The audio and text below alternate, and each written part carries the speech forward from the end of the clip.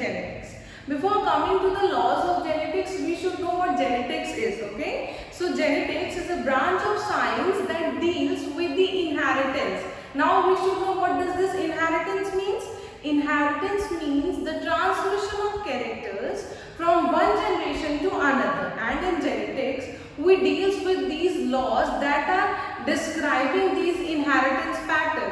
Inheritance का मतलब होता है एक जनरेशन से दूसरे जनरेशन में जो कैरेक्टर्स ट्रांसमिट हो रहे होते हैं उसको हम इनहेरिटेंस बोलते हैं, और जेनेटिक्स में हम इसी लॉज और इसी इनहेरिटेंस पैटर्न को जो कैरेक्टर्स सिमिलर होते हैं, for example you are also similar with your mother father और some similarities you share with your grandparents also. So these similarities that has been transmitted from one generation to another, and how these similarities are being transmitted, we study those laws in the genetics. It has been described over here that genetics is a branch of science that deals with the inheritance. Inheritance means transmission of characters from one generation to another or from parents to offspring, and the laws relating such inheritance. इस transmission के लिए कौन कौन से laws होंगे वो laws को हम डिस्कस करेंगे जेनेटिक्स में, ठीक है. तो इससे पहले हम लॉज पढ़े, वी शुड नो कि who had given these laws. So we should know कि who was the first person who had proposed all these laws of genetics. Okay, so Gregor Johann Mendel, he is known as the father of genetics because he was the first person to propose the laws of transmission. All right, he has taken birth in Austria. He had worked on Pisum sativum, that is garden tea. Pisum sativum उसका scientific name है और हम उसको commonly garden tea बोलते हैं. All right, he was a mathematician, so he wanted to be a teacher, but somehow he failed in his career and he started to grow garden tea in his garden. After 7 years of experiment, he had experimented on garden tea from 1856 to 1863, and after those 7 years of hard work, he had proposed those laws of genetics, and later he published those laws of inheritance in 1865. See, he published his experiment on a paper known as Plant Experiments on Plant Hybridization, and now these laws are known as laws of inheritance. We call his findings as Mendel's law of inheritance because these laws were proposed by Mendel, so we can call them as Mendel's law of inheritance. After proposing all these laws of inheritance, let's discuss one by one each law. Okay, so before studying all these laws, we should know some common basic terms that will help us to study all these laws. All right, so firstly we should know what is heredity and variation means. Okay, in inheritance and heredity are those terms that has defining this transmission of genetic character from parents to offspring, right? Inheritance and heredity both are some common words from one generation to another, those transmissions that has been transmitting from one generation to another. And what has been transmitting? Those characters. We should discuss what are these characters later. Firstly you should know कि heredity क्या होता है. Heredity क्या है? वो transmission of characters है from one generation to another. और variations क्या होते हैं? अगर कोई कैरेक्टर ट्रांसमिट हो रहा है फ्रॉम पेरेंट्स टू ऑफस्प्रिंग, तो हो सकता है ना कि बिल्कुल से सिमिलर कॉपी ना ट्रांसमिट हो और थोड़े बहुत ऐसे कोई वेरिएशन आ जाए जो उनके पेरेंट और आप में, जैसे कि you are not exact copy of your parent, although you have taken birth from your mother and father, but you are not their exact copy. That means कि some variation has been accumulated in yourself. इसी वजह से तो आप थोड़े से different हो. तो वेरिएशंस वो थोड़ा सा डिफरेंस है जो कि ये ट्रांसमिशन के टाइम पे वेरी कर गया, बदल गया. नए ऑफस्प्रिंग आने में जो नए कैरेक्टर्स इनहेरिट हुए उनको हम वेरिएशन कहते हैं. वो थोड़े से कैरेक्टर्स जो कि अक्यूमुलेट हो रहे हैं, अगर यही वेरिएशंस बहुत सालों तक इवोल्यूशन जब हो रहा था तो मिलियन ईयर्स तक यही कैरेक्टर्स अक्यूमुलेट होते गए और इसी वजह से इवोल्यूशन में नई नई स्पीशीज बनती गई. We can see in the diagram here, see this transmission of characters और variations ये accumulate होते गए. कैसे फिश से salamander बन गया, reptile बन गया, now this has been monkey and again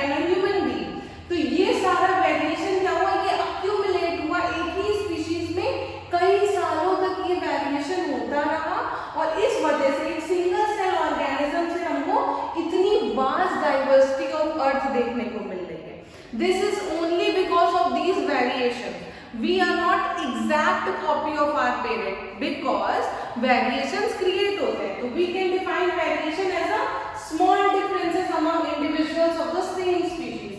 और अगर यही small differences कई मिलियन ईयर्स तक एक्यूमुलेट होते गए तो वो एक बिग डिफरेंस क्रिएट करेंगे and that will lead to the formation of a new species. Understood. उसके बाद we are defining character and trait. इतनी देर से हम लोग डिस्कस कर रहे थे ना कि जेनेटिक्स में हम उन कैरेक्टर्स के ट्रांसमिशन को स्टडी कर रहे होंगे.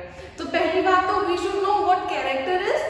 Character is any inheritable feature of an organism. For example, आपकी आईज आपकी अगर मम्मी से सिमिलर है, आपका स्किन कलर आपके पेरेंट्स के जैसा है, तो these are the characters that we had gain from our parents, right. और कैरेक्टर्स का ही अल्टरनेटिव फॉर्म, स्किन कलर के बहुत सारे वेरियस फॉर्म्स हैं, बहुत सारे शेड्स हैं, तो उसी का अल्टरनेटिव फॉर्म उसको हम बोलते हैं ट्रेट. ठीक है. Trait is the alternative form of a character. For example, अगर हम आईज को कैरेक्टर डिफाइन कर रहे होते हैं तो उसका ट्रेट क्या हो गया, ब्लू और ब्लैक. अगर हम ईयर लोब, फॉर एग्जांपल आपने देखा होगा किसी किसी के ईयर लोब जो है वो अटैच्ड होते हैं. अटैच्ड भी हो सकते हैं और फ्री लोब भी हो सकते हैं. तो these are some traits that are defined as the alternative form of a character. Okay, and now we are discussing what genes and allele means, because to understand what law of inheritance we should know कि gene क्या होता है और allele क्या होता है. Gene is the unit of heredity, means वो smallest unit. जैसे कि हम पढ़ते हैं cell is the unit of life, वैसे ही gene is the unit of heredity, means कि जो ट्रांसमिशन हो रहा है वो जीन से छोटा कुछ भी होगा तो ट्रांसमिशन नहीं होगा. Unit means the smallest unit, right. तो gene is the unit of heredity which is transferred from parent to offspring which is held to determine the characteristics of offspring. इसका मतलब है कि जो जीन ट्रांसमिट होगा, offspring जो birth लेने वाला है उसका कैरेक्टर यही ट्रांसमिशेबल जीन ही डिसाइड करेगा कि जो भी जीन ट्रांसमिट हो रहा है उसी का कैरेक्टर लेके उस ऑफस्प्रिंग का बर्थ होगा. और जीन का ही अल्टरनेटिव फॉर्म जो है वो एलील कहलाता है. The alternative form of a gene is known as allele. अब ये अल्टरनेटिव फॉर्म क्या है? फॉर एग्जांपल, अगर कोई टॉल है तो उसका अल्टरनेटिव क्या होगा, ड्रॉप होगा. तो यही अल्टरनेटिव एलील है. हमेशा जीन्स जो है वो डबली पेयर्ड में रहते हैं, तो उसका जो अल्टरनेटिव है वो भी डबली पेयर्ड में रहेगा. This is what the alternative words mean. जैसे कि हमने अभी ट्रेट में डिस्कस किया ना कि ट्रेट में हमने क्या बोला कि वो कैरेक्टर का अल्टरनेटिव फॉर्म है. उसी तरह से जीन में भी क्या होगा, जीन जो है वो स्मॉलेस्ट यूनिट ऑफ हेरिडिटी है और एलील उसका अल्टरनेटिव फॉर्म है. ठीक है. उसके बाद we are discussing about homozygous and heterozygous allele.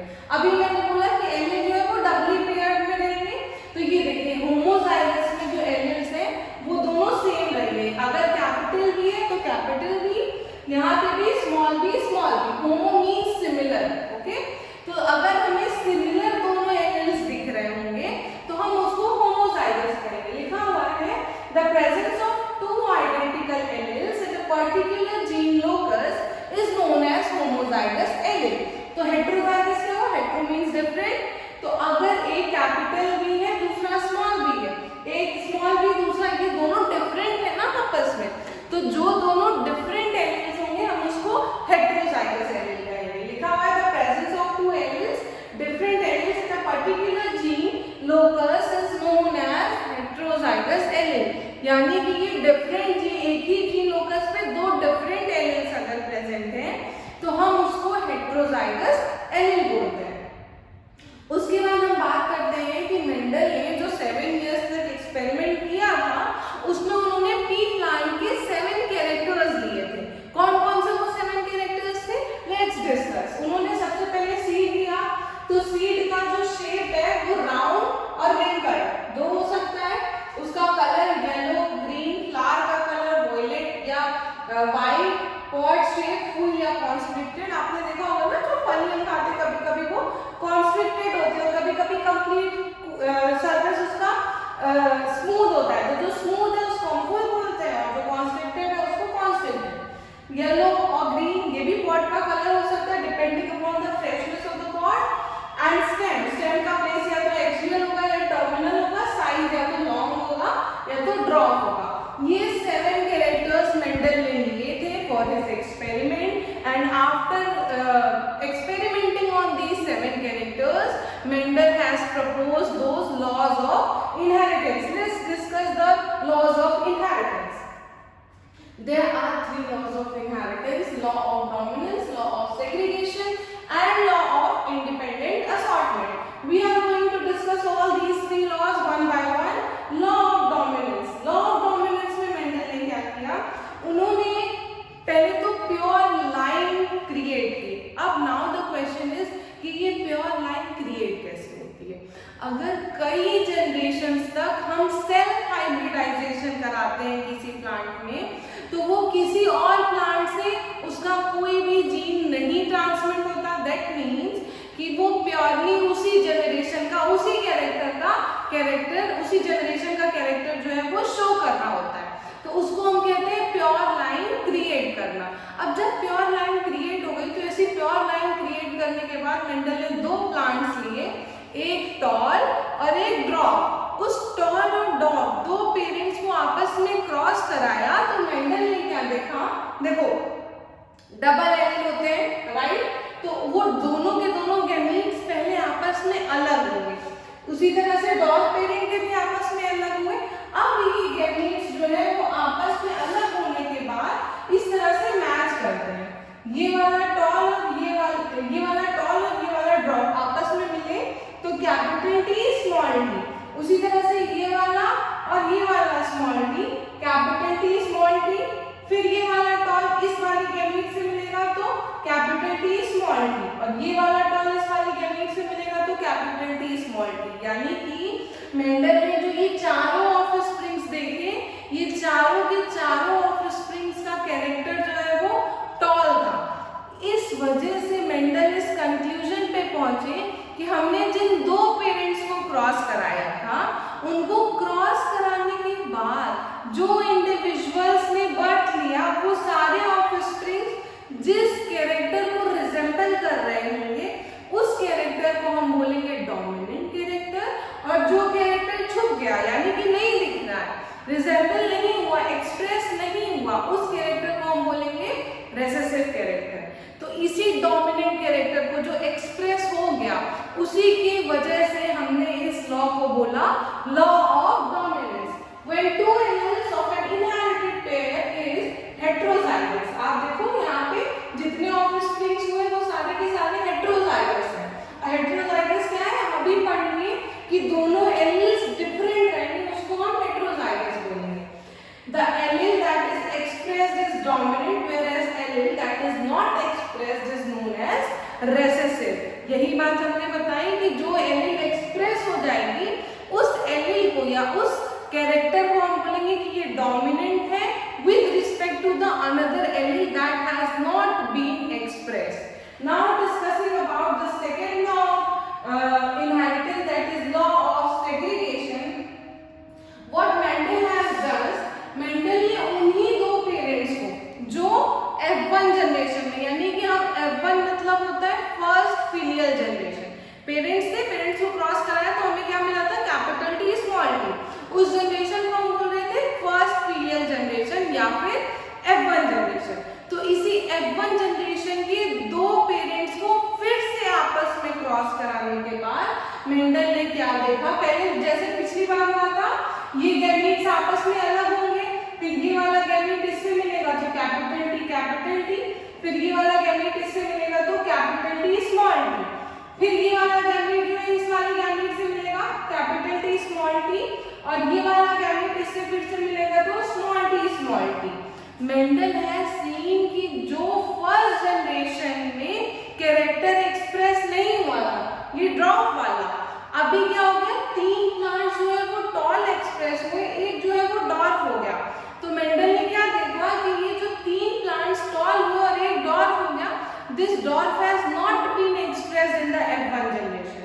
ये कैरेक्टर कहाँ से आ रहा है? इनके ग्रैंड पेरेंट वाले कैरेक्टर को ये एक्सप्रेस करने लगा, और अभी F1 जनरेशन में तो नहीं था, F2 जनरेशन यानी कि सेकेंड फिलियल जनरेशन में ये एक्सप्रेस हो गया। तो उसके बाद मेंडल ने ये कंक्लूजन निकाला कि because this character is expressing generation में तो एक्सप्रेस नहीं हुआ था, सेकेंड जनरेशन में फिर से एक्सप्रेस हो रहा है। इसका मतलब कि ये जो गैमीट्स हैं ये आपस में सेपरेट होंगे, उसके बाद कंबाइंड हो रहे हैं। तो इनके सेपरेशन की वजह से कोई भी गैमीट किसी भी गैमीट से कंबाइन कर रहा है, और इसी वजह से इनके ग्रैंड पेरेंट का कैरेक्टर भी शो कर रहा है। लिखा हुआ है this law states that each individual has a pair of allele for a particular trait that separates और सेग्रीगेट्स, ये दोनों एक ही मतलब है, ठीक है। So that each gamete receives only one pair of it, इसने इसका एक पेयर रिसीव किया, जिसकी वजह से वो डॉट कैरेक्टर जो कि F1 जनरेशन में एक्सप्रेस नहीं हो रहा था, वो कैरेक्टर भी एक्सप्रेस होने लगा। अंडरस्टूड। उसके बाद we are discussing about the second third law of inheritance, that is law of independent assortment. Law of independent assortment में अभी तक हम लोग जो दोनों लॉज पढ़े थे, वो दोनों लॉज हम मोनोहाइब्रिड क्रॉस पढ़ रहे थे। मोनोहाइब्रिड का मतलब एक ही कैरेक्टर को लेकर के हम कंसिडर कर रहे थे कि वो जेनेटिक प्रोसेस में कैसे हमको शो होगा, क्या क्या रिजल्ट होंगे। बट इंडिपेंडेंट असॉर्टमेंट में मेंडल ने दो कैरेक्टर्स लिए और उन दो कैरेक्टर्स को आपस में क्रॉस कराया। This law states that the elements of two different genes get sorted gametes independently of each other. Independently का क्या मतलब है, अभी जैसे कि हम क्रॉस में पढ़ेंगे we will get to know this. Example, Mendel ने डाइहाइब्रिड क्रॉस में दो ट्रेट्स लिए थे, एक येलो सीड लिया था जिसका दूसरा था अल्टरनेटिव ग्रीन, और अगर हमने राउंड ले लिया तो उसका अल्टरनेटिव था रिंकल, ठीक है। तो वो कैसा क्रॉस था, लेट्स सी। एक उन्होंने लिया हुआ है कि येलो राउंड और दूसरा है ग्रीन रिंकल। इस येलो राउंड और ग्रीन रिंकल को आपस में क्रॉस कराने के बाद उनको ये गैमीट मिला। इस गैमीट को अगर हम इस तरह से करें तो ये Y कैपिटल R से कंबाइन हो जाएगा लाइक दिस वन। फिर उसके बाद ये कैपिटल Y स्मॉल r से भी कंबाइन होगा like this one, small y capital R and small y small r. So these four gametes when combined with the female and male gametes, we are getting four new characters और इसका phenotypic ratio था 3:1, ठीक है। अब ये आपस में separate होंगे, सेपरेट होने के बाद यही गैमीट्स जो हमने यहाँ पे देखे, ये चार गैमीट्स, इन चारों गैमीट्स को एक बार मेल और दूसरा फीमेल, तो ये मेल और फीमेल को जब हम आपस में क्रॉस कराएंगे तो व्हाट वी हैड सीन कि डाइहाइब्रिड क्रॉस में हमने दो पेरेंटल कैरेक्टर्स लिए थे, येलो राउंड और रिंकल्ड ग्रीन, लेकिन हमें जो रेशियो मिलता है उसमें हमको दो नए कैरेक्टर्स देखने मिलते हैं। हमने सिर्फ येलो राउंड और रिंकल्ड ग्रीन लिया था, लेकिन ऑफ स्प्रिंग्स में हमको रिंकल्ड येलो और येलो के साथ साथ हमको ये कॉन्सेंट्रेट शेड देखने मिला इन द रेशियो 9:3:3:1, यानी कि येलो राउंड और wrinkled green, these were those two characters that were parental characters, but those two characters that has been generated were green and round and wrinkled with yellow color, ठीक है। तो ये जो ये wrinkled shape आ रहा है ना, ये वाले, ये तीन कैरेक्टर्स तो पेरेंटल कैरेक्टर थे ही नहीं, और उसके साथ साथ ये ग्रीन के साथ जो राउंड शेप आ रहा है ये भी तो कैरेक्टर नहीं था ना, ग्रीन राउंड कहाँ पेरेंटल कैरेक्टर था, और उसी तरह से येलो रिंकल भी पेरेंटल कैरेक्टर नहीं था। तो ये जो तीन नए प्लांट्स हमको देखने मिले, these characters were not parental character, ये अभी इस जनरेशन में न्यू कैरेक्टर्स इनहेरिट हुए शो हो रहे हैं हमको। तो ये लॉ हमको ये बताता है कि इंडिपेंडेंट असॉर्टमेंट में ये सारे गैमीट्स आपस में एक दूसरे पे डिपेंड ना करते हुए इंडिविजुअली अलग अलग सेपरेट हुए, और उस सेपरेशन के बाद वो इंडिविजुअली इंडिपेंडेंटली कंबाइंड कर रहे हैं, जिसकी वजह से हमको 3 प्लांट अलग कैरेक्टर के नए और 3 प्लांट दूसरे कैरेक्टर के नए देखने मिले। तो रेशियो हो जाएगा इसका 9:3:3:1। This was the third law of Mendel in which he suggested that those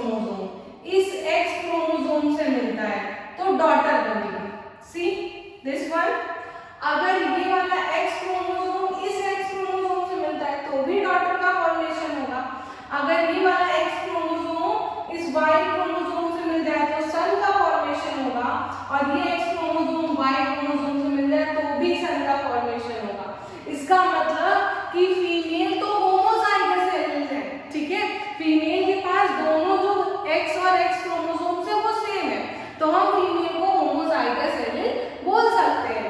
लेकिन मेल क्या है, वो हेटेरोजाइगस है, उसके पास एक क्रोमोसोम्स एक्स है और एक वाई है। तो सन का बर्थ होगा या डॉटर का, ये बात डिसाइड करने वाला फादर का जेनेटिक मटेरियल है, because father is having a heterozygous allele and if this Y chromosome is combining with the X chromosome of the mother, then only the son will be formed. Otherwise, if the X chromosome is combining with the another X chromosome of the mother, then daughter will be formed. तो son का formation होगा कि नहीं, इसके लिए father का gamete responsible है, ना कि mother का. But society is cursing the female for the consecutive births of the daughter child. This is not true. Ultimately, गलती किसी की भी नहीं है, but the chromosome that is combining is of the father that is responsible for the birth of a son. This was all about the laws of genetics and the laws that is deciding the sex determination factor in